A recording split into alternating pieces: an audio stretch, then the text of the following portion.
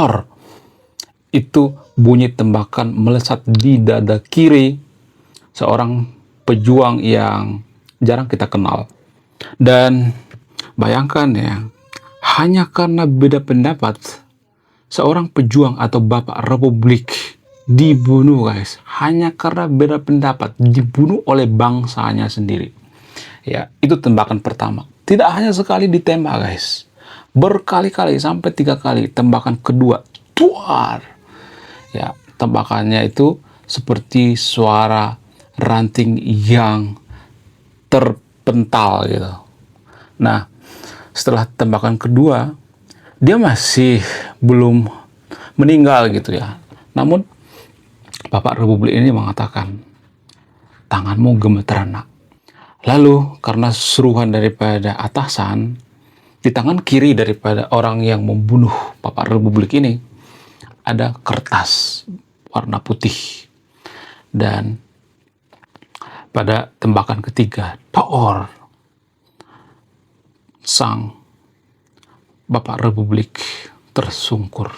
Nah, setelah tersungkur, tiba-tiba mereka panik dan mengubur ya. Dikubur itu, mohon maaf, seperti anjing gitu ya. Nggak seperti manusia, nggak ada batu nisan ya. Nggak ada apa-apa gitu, nggak ada bunga gitu ya. Ya, mohon maaf ya, agak seperti anjing gitu ya. Sedikit digali terus dimasukkan gitu. Dan tidak ada yang tahu gitu ya. Yang tahu hanya warga sekitar yang ada di daerah situ. Kejadiannya itu di tengah hutan ya. Jauh dari hiruk-pikuk masyarakat perkotaan.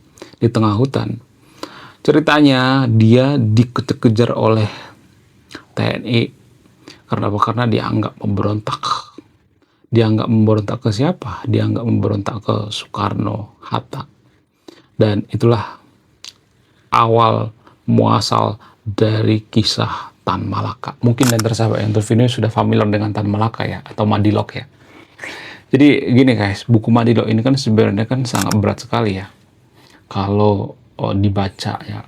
Karena Madilog ini kan ada campuran dengan bahasa Minang, bahasa Melayu gitu ya. Rumpun dari bahasa Indonesia itu kan bahasa Melayu atau bahasa Minang ya. Nah, itu kan berat sekali ya buku Madilog ini. Dan di video ini saya akan menjelaskan secara gamblang gitu, apa sih Madilog itu?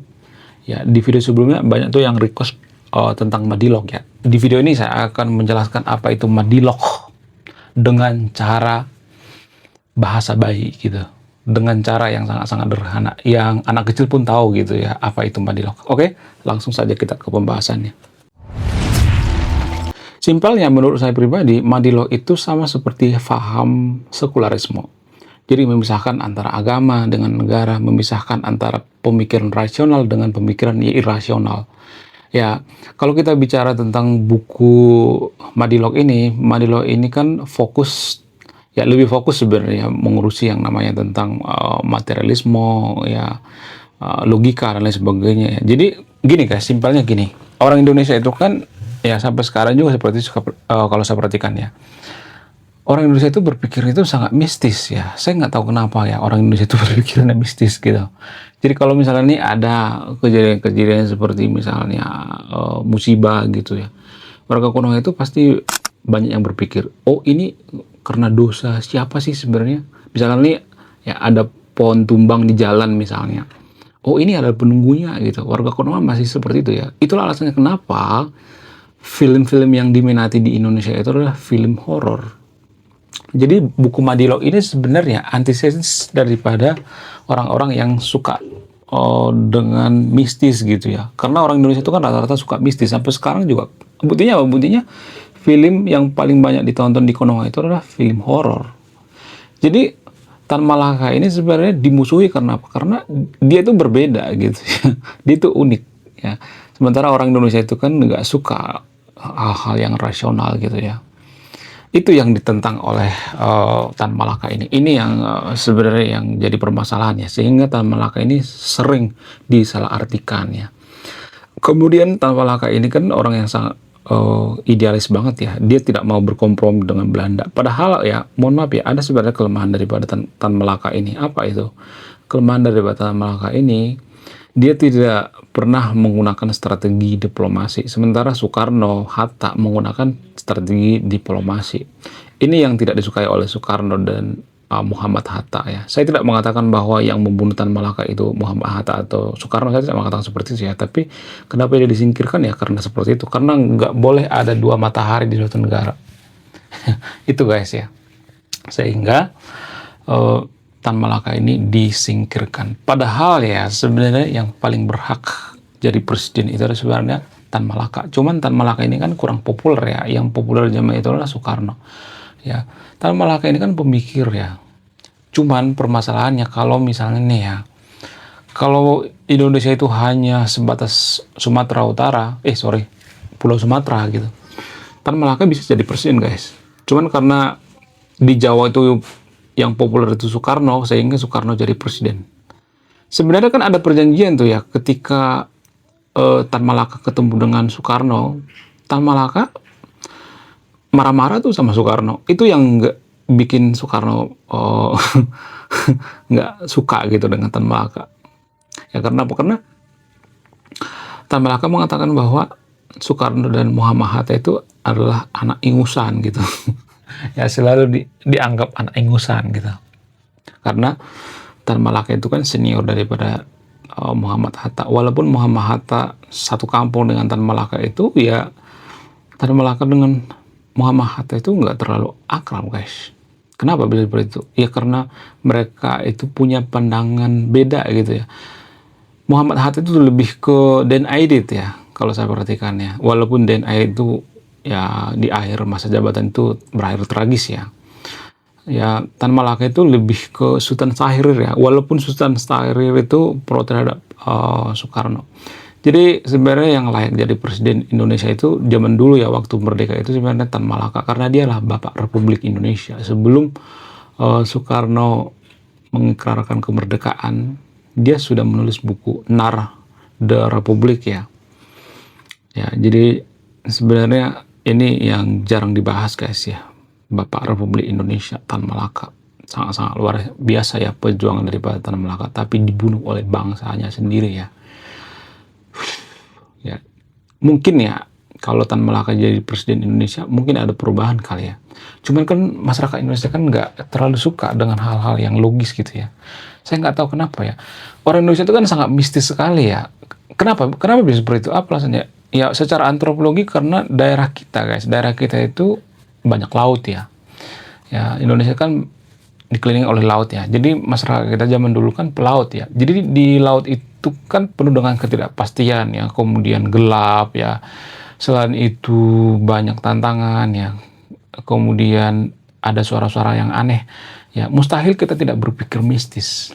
Nah, pikiran-pikiran seperti ini melekat ke DNA kita gitu. Kemudian di Indonesia kan tanahnya subur ya, kemudian banyak hutan dan lain sebagainya. Sehingga kalau kita lewat hutan itu kita berpikirnya itu, oh, sepertinya di sini ada hantu. Beda dengan misalnya di luar negeri. Di luar negeri itu kan salju datar gitu, nggak ada apa-apa, putih, melopong gitu.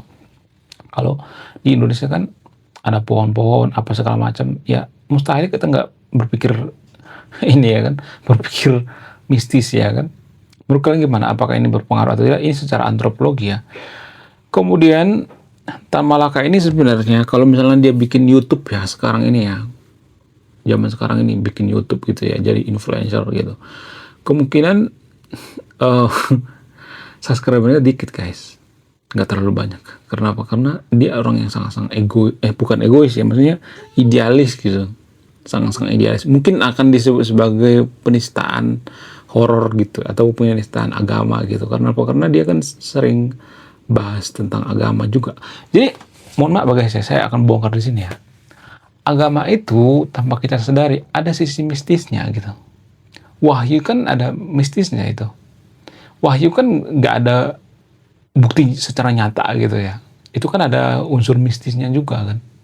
Kemudian ada jin misalnya, ya kan?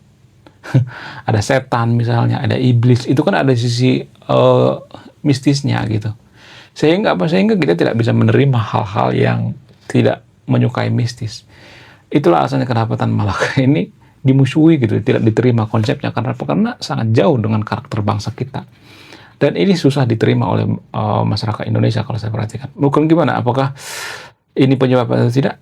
Ya, mudah-mudahan saya sekarang lagi nulis buku tuh ya, buku tentang Tan Malaka, perjalanan hidupnya gitu ya.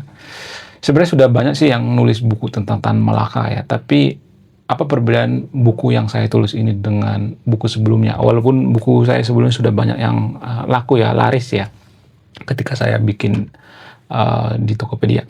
Jadi buku yang saya tulis sekarang ini ya, sekarang saya mulai menulis novel ya bertema Tan Malaka. Perbedaannya itu saya fokus bahas tentang budaya, budaya eh, seperti budaya Minang gitu ya. Karena ini semacam harta karun gitu ya. Bahas tentang budaya Minang, filosofi dan lain sebagainya ya. Filosofi agak terlalu berat ya, tapi saya bikin semacam storytellingnya gitu ya. Seperti yang pembukaan awal tadi ya. Seperti itu guys ya. Saya bikin storytellingnya gitu ya. Supaya apa? Supaya mudah dipahami. Jadi kalau Anda malas baca buku Madilog, penjara ke penjara, kemudian Narada Republik dan lain sebagainya, buku-buku dari Tan Malaka. Jadi menurut saya ini buku yang mudah dicerna gitu ya, dengan ya bahasa-bahasa sederhana gitu yang mudah dipahami ya. Menurut kalian gimana ya? Apakah yang saya katakan ini benar atau tidak? Boleh dibantah ya. Saya tidak menceramahi Anda yang nonton video ini ya. Mari kita bantah-bantahan dengan pemikiran logis atau pemikiran rasional ya. Oke, sekian video ini ya. Terima kasih sudah memahami. Saya warga bijaksana bijak sini. Salam rasional.